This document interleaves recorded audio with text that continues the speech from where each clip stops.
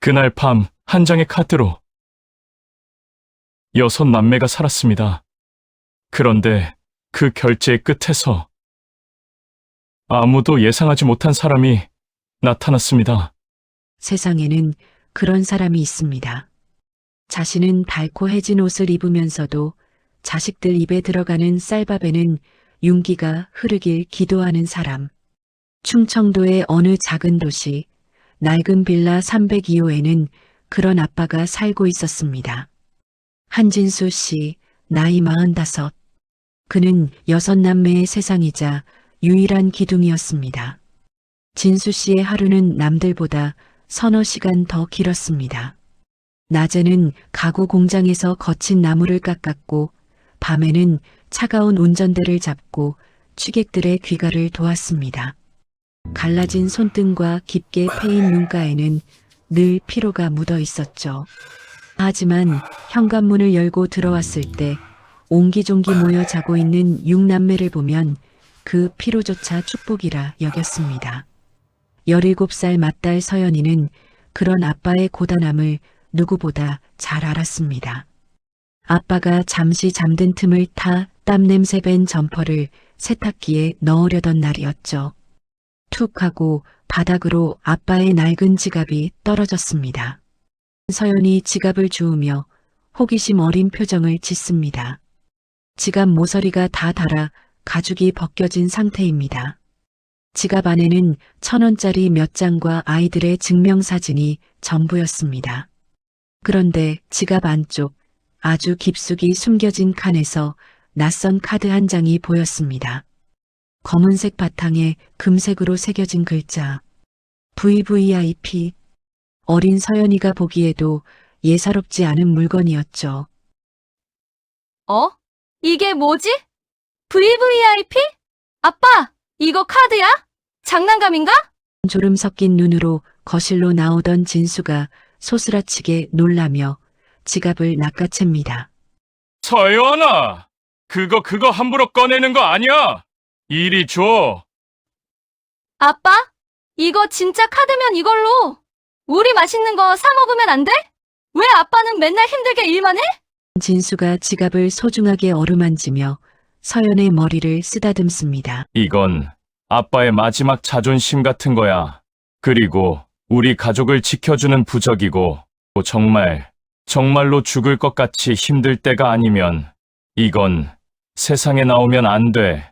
그러니까 서연아, 아빠랑 약속하자. 이건 아빠랑 너만 아는 비밀로 하기로.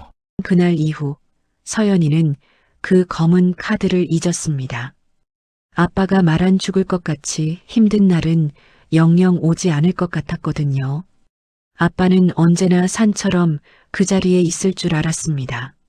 하지만 운명은 가장 행복해 보이는 순간에 가장 잔인한 얼굴을 드러내더군요. 가슴을 움켜쥐고 쓰러집니다. 주변에는 아무도 없습니다. 유난히 춥던 1월의 어느 오후였습니다. 쉼없이 돌아가던 기계 소리가 진수 씨의 마지막 신음소리를 삼켜버렸습니다. 과로와 영양실조, 그리고 심장마비. 그가 평생을 바쳐 일구려 했던 6남매의 울타리가 단 15초 만에 무너져 내린 겁니다. 아이들이 검은 옷을 입고 멍하니 앉아 있습니다. 조문객도 거의 없는 조촐한 장례식장. 17 서연이부터 7살 막내 수빈이까지. 아이들은 울음조차 잊은 채 영정사진 속 아빠를 바라보았습니다. 아빠는 사진 속에서도 미안한 듯 웃고만 있었죠. 아빠가 떠난 자리에는 낡은 지갑 하나와 아빠가 그토록 숨기고 싶어 했던 막막한 가난만이 남았습니다. 서연이는 품 안에 아빠의 지갑을 꼭 안았습니다. 이제 더 이상 아빠의 온기는 느껴지지 않았지만 지갑 속 검은 카드의 딱딱한 감촉만은 선명했습니다. 아빠가 말했던 부적의 시간이 정말로 온 것일까요? 차갑게 아이들을 노려보는 새엄마 박미자의 눈빛이 비춰지며. 하지만 슬퍼할 겨를도 없었습니다. 아빠의 시신이 채 식기도 전 집으로 돌아간 아이들 앞에는 더 잔인한 현실이 기다리고 있었으니까요. 아빠 없는 세상을 향해 내딛는 6남매의 첫 발은 그렇게 칼바람 부는 겨울 한복판으로 내몰리고 있었습니다. 아빠가 남긴 그 카드는 정말 기적을 불러올 수 있을까요? 아니면 그저 닿지 않을 희망의 고문이었을까요? 이제 남겨진 아이들의 처절한 생존기가 시작됩니다. 죽음보다 무서운 게 가난이라고들 하죠. 하지만 그 가난보다 더 잔인한 건 인간의 탈을 쓰고 부리는 끝없는 탐욕입니다. 아빠 진수 씨를 땅에 묻고 돌아온 그날 밤, 6남매가 마주한 건 슬픔을 나눌 온기가 아니라 얼음장보다 차가운 현실이었습니다. 새엄마 박미자가 소파에 비스듬히 앉아 손톱을 다듬고 있습니다. 아이들은 거실 바닥에 옹기종기 모여 눈치를 봅니다. 박미자 씨, 진수 씨와 재혼한 지 고작 2년 된 여자였습니다. 그녀의 눈에 6남매는 사랑스러운 자식이 아니라 제 앞길을 가로막는 무거운 짐 덩어리에 불과했죠. 정적을 깨고 그녀가 먼저 입을 열었습니다. 장례 치르느라 고생들 했다. 근데 말이다. 나도 이제 내 살 길 찾아야 하지 않겠니? 아빠 보험금 나온 거. 그거 다 내 거야. 수익자가 나로 되어 있거든. 그러니까 너희는 너희끼리 알아서 살아라. 15살 민준이 벌떡 일어납니다. 주먹을 쥐고 파르르 떱니다. 그게 무슨 말씀이세요? 그 돈 아빠가 우리 남기려고 밤낮 없이 일해서 만든 돈이잖아요. 우리 학교는요? 학교? 야, 당장 입에 풀칠하기도 바쁜데 학교가 문제니? 법적으로 내 돈이라니까. 그러네. 억울하면 너희 아빠한테 가서 따지든가? 서연이는 아무 말도 할 수 없었습니다. 17소녀가 감당하기엔 세상의 법은 너무나 복잡했고 눈앞의 어른은 너무나 거대했으니까요. 그때 미자가 일어나 안방에서 낡은 박스와 검은 비닐봉지를 들고 나왔습니다. 미자가 아빠의 낡은 옷가지들을 박스에 거칠게 담습니다. 그러다 진수의 낡은 지갑을 발견하고는 바닥에 툭 던집니다. 이 낡아 빠진 지갑도 가져가라. 나한텐 쓰레기일 뿐이니까. 자, 여기 옷 몇 벌 챙겨놨으니 이거 들고 지금 당장 나가. 나레이션 서연이는 바닥에 떨어진 아빠의 지갑을 황급히 주워 가슴에 품었습니다. 달코해진 가죽에서 아빠의 땀 냄새가 나는 것 같아 눈물이 핑 돌았죠. 하지만 울 수 없었습니다. 서연이의 뒤에는 겁에 질린 5 동생이 있었으니까요. 눈보라가 치는 창밖, 미자가 현관문을 벌컥 열어젖힙니다. 차가운 눈발이 거실 안으로 들이닥칩니다. 아줌마 제발요. 오늘 밤만이라도 지금밖에 눈이 오잖아요. 막내가 열이 있어요. 내일 아침까지만이라도 있게 해주세요. 미자 매정하게 아이들을 문 밖으로 밀치며 잔말 말고 나가. 여기 월세 보증금도 빼서 이사 가야 하니까. 너희 아빠 핏줄들끼리 어디 가서 얼어 죽든 말든. 내 알바 아니야. 어서 안 나가? 검은 비닐봉지에 담긴 6남매의 짐들. 그건 옷가지가 아니라 아이들의 부서진 꿈이었습니다. 미자는 아이들을 복도로 내몰고는 철컥 문을 잠갔습니다. 문틈 사이로 새어나오던 희미한 불빛마저 사라진 복도. 어둠 속에서 7살 수빈이가 서연의 옷자락을 잡고 울먹였습니다. 나 추워. 집에 안 들어가? 아빠는 언제 와? 서연이는 이를 악물었습니다. 아빠가 마지막까지 지키려 했던 자존심 그리고 지갑 속에 숨겨진 그 검은 카드. 서연이는 이제 알 것 같았습니다. 아빠가 왜 그토록 이 카드를 아껴두었는지 말이죠. 지금이 바로 그 죽을 것 같이 힘든 순간이라는 것을요. 서연이 동생들을 둘러보며 결연한 표정을 짓습니다. 눈물을 닦고 동생들의 손을 하나하나 맞잡습니다. 서연 단호하고 애들아, 울지 마. 누나 믿지. 우리 서울로 가자. 아빠가 태어난 곳? 거기 가면 분명 우리를 도와줄 분이 있을 거야. 우리 절대 흩어지지 말자. 알았지? 밤 10시 7분. 막차 버스를 타기 위해 터미널로 향하는 6남매의 등 뒤로 차가운 눈발이 쌓여갑니다. 아빠의 낡은 지갑을 보물처럼 품에 안은 채 서연이는 화려하고도 비정한 도시 서울을 향해 첫 발걸음을 뗍니다. 과연 그곳에서 아이들은 아빠의 형을 찾을 수 있을까요? 굶주림과 추위가 극에 달한 명동거리. 서연이는 결국 아빠가 남긴 금기의 카드를 꺼내 들고 맙니다. 그리고 30분 후 명동 한복판에 나타난 검은 벤츠들의 행렬. 다음 장에서 그 기적 같은 반전이 공개됩니다. 차갑고 날카로운 도시의 소음, 웅성거리는 사람들의 소리와 함께 애처로운 바이올린 선율이 흐릅니다. 여러분은 혹시 느껴본 적 있으신가요? 17살의 작고 가느다란 어깨 위로 5명의 생명이라는 무게가 얹어졌을 때의 그 막막함을요. 2024년 1월 서울 명동의 밤은 잔인할 만큼 화려했습니다. 하지만 길 위로 내던져진 6남매에게 그 찬란한 불빛들은 얼음 조각처럼 날카롭기만 했습니다. 남루한 패딩을 입은 6남매가 군중 속에서 섬처럼 떠 있습니다. 사람들은 그들을 피해 지나갑니다. 벌써 사흘째였습니다.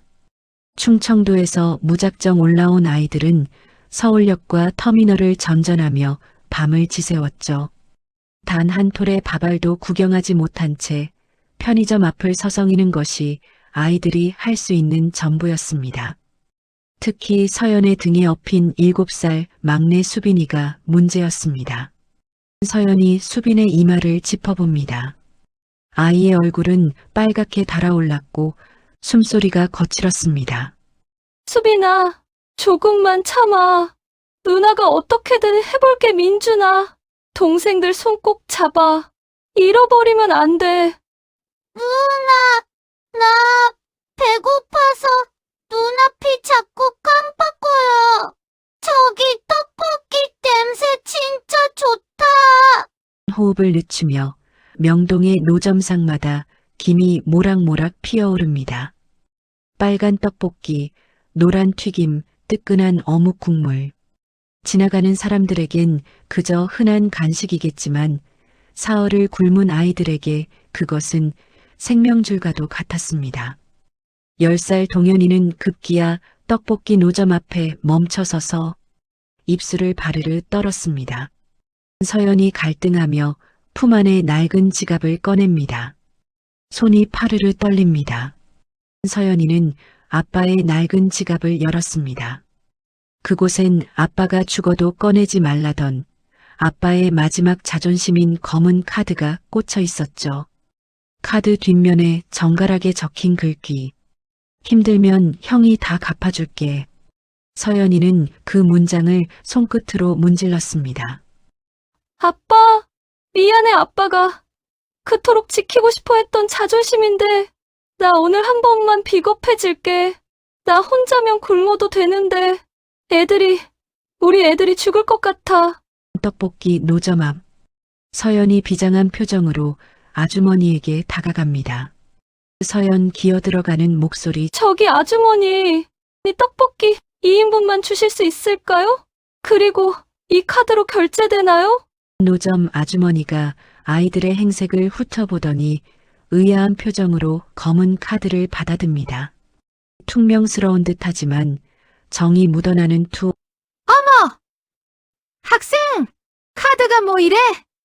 되게 좋아 보이네? 일단 기다려봐. 애들 배가 등에 붙었구먼. 긴장감을 극대화하는 빠른 템포의 비트가 깔립니다. 결제의 순간 서연이의 심장은 단말기 소리보다 더 크게 요동쳤습니다. 만약 정지된 카드라면? 만약 아빠가 거짓말을 한 거라면? 아주머니가 단말기에 카드를 꽂는 그 몇 초의 정적이 수만 년처럼 느껴졌습니다. 서연이는 눈을 질끈 감았습니다. 단말기에서 띠링하며 승인 완료 소리가 들립니다. 그 아주머니 밝은 목소리로 됐다! 승인됐네, 얘들아! 어서 먹어라! 국물도 좀 마시고! 기적이었습니다.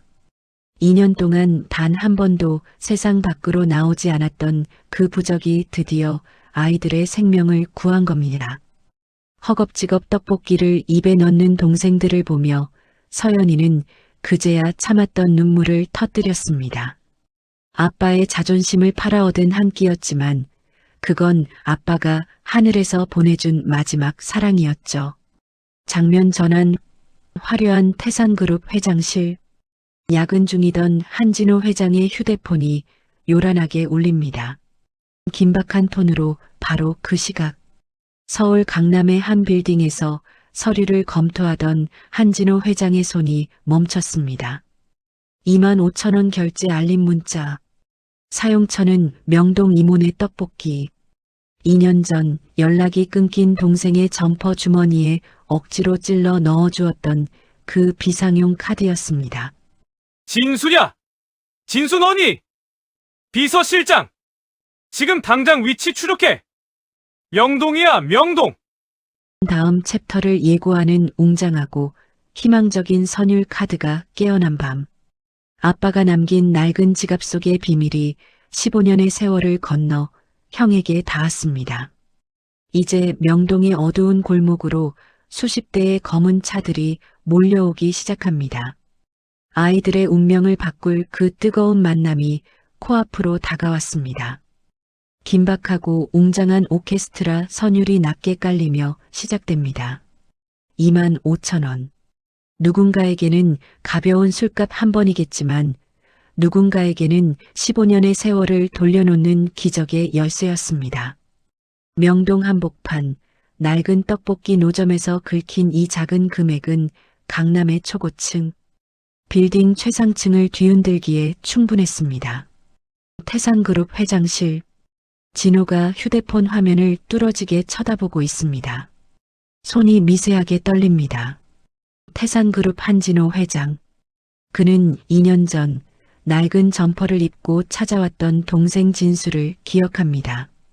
끝까지 돈을 받지 않겠다며 고집부리던 동생의 주머니에 억지로 찔러 넣어주었던 검은 카드. 700일이 넘는 시간 동안 단 한 번도 사용되지 않아 잊혔던 그 카드가 드디어 비명을 지르고 있었습니다. 진호 다급하고 날카로운 목소리로 비서실장! 지금 당장 카드사에 연락해! 위치 추적하고 인근 CCTV 다 확보해!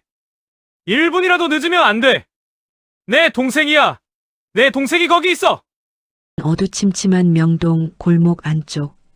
떡볶이로 간신히 배를 채운 아이들이 차가운 바람을 피해 서로를 끌어안고 웅크려 있습니다. 배를 채우고 나니 잠이 쏟아졌습니다. 하지만 잠들 수 없었습니다. 눈을 감으면 이 차가운 거리에서 영영 깨어나지 못할 것 같았거든요. 17살 서연이는 품속의 지갑을 더 꼭 쥐었습니다. 아빠, 나 잘했지? 애들 밥 먹였어. 그러니까 우리 좀 지켜줘. 서연이가 마음속으로 기도를 올리던 그때였습니다. 여러 대의 자동차 타이어가 아스팔트를 긁는 소리, 이어서 골목 안으로 쏟아지는 강렬한 서치라이트 불빛. 아이들이 눈부신 불빛에 눈을 가리며 본능적으로 몸을 웅크립니다. 검은색 대형 세단 수십 대가 골목을 에워쌉니다. 긴장감을 고조시키며 골목의 어둠을 찢어발기며 나타난 검은 행렬. 아이들은 공포에 질렸습니다. 혹시 아빠 카드를 써서 경찰이 온 건 아닐까? 아니면 나쁜 사람들이 잡아가는 걸까? 그때 가장 앞선 차에서 검은 코트를 입은 중년 남자가 뛰어내렸습니다. 진호가 숨을 헐떡이며 아이들 앞에 섭니다. 가로등 불빛 아래 서연의 얼굴을 마주하는 순간 진호의 발걸음이 멈춥니다. 꿈을 꾸는 것 같았습니다.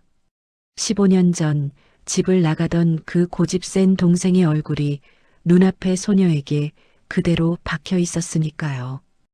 헝클어진 머리, 때자국이 묻은 낡은 패딩. 하지만 형을 노려보던 동생의 그 형형한 눈빛만큼은 똑 닮아 있었습니다. 진호 떨리는 목소리로 너희 아빠 누구니? 한진수 딸 맞아? 서연 경계하며 지갑을 등 뒤로 숨기고 누구세요? 우리 아빠 어떻게 아세요? 우리 잡아가는 거예요? 진호 눈시울이 붉어지며 아니야. 나 내 큰아빠야. 진수 형이라고. 진수 어디? 진수 불러와. 이 녀석 형이 준 카드를 이런 데서. 서연의 눈에서 굵은 눈물방울이 툭 떨어집니다. 민준과 다른 아이들도 큰아빠라는 말에 서연의 뒤로 모여듭니다. 서연 통곡하며 아빠, 이제 없어요. 일주일 전에 우리 학교 보내주겠다고 밤낮으로 일만 하다가 그냥 자다가 안 일어났어요. 큰아빠, 우리 아빠가 너무 보고 싶어요. 무겁고 비장한 선율이 폭발하듯 흐릅니다.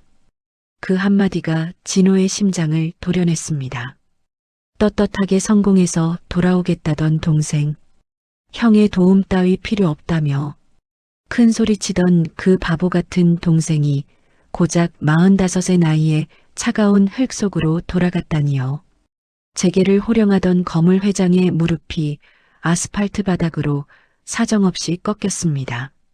진호가 차가운 바닥에 주저앉아 서연과 아이들을 한꺼번에 끌어안습니다. 남자의 통곡 소리가 명동 골목을 가득 채웁니다.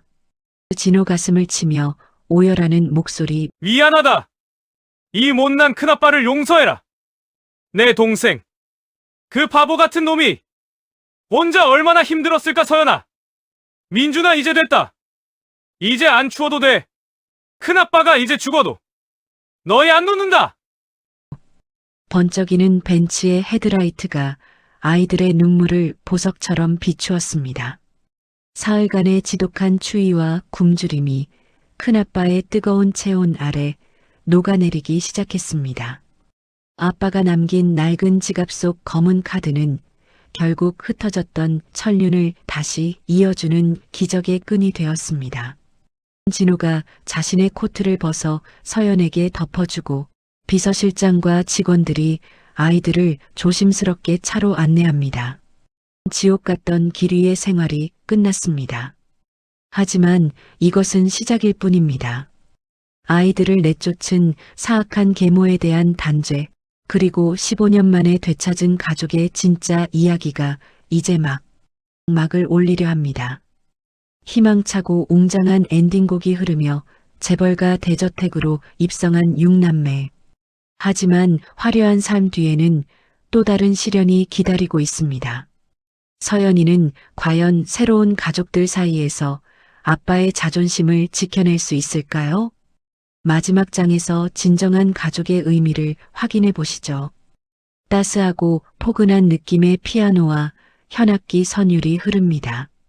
깊은 안도와 평온함이 느껴지는 집이라는 단어는 참 묘합니다. 누군가에게는 그저 잠을 자는 공간일 뿐이지만 또 누군가에게는 세상의 모든 풍파를 막아주는 유일한 성체가 되기도 하니까요.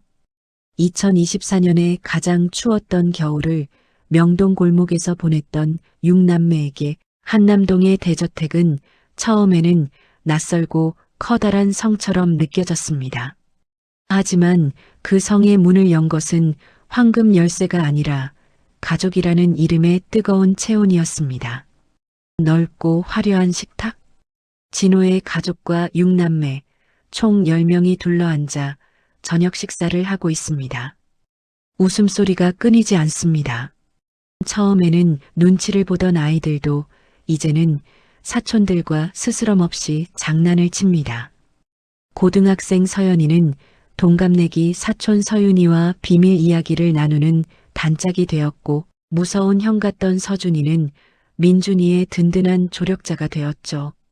무엇보다 큰어머니의 품에 안겨 까르르 웃는 막내 수빈이의 얼굴엔 이제 고열의 흔적 대신 복숭아 같은 생기가 가득합니다. 수빈이에게 반찬을 올려주며 다정한 목소리로 수빈아, 이것도 좀 먹어볼래? 우리 수빈이가 잘 먹으니까 집안에 복이 들어오는 것 같네.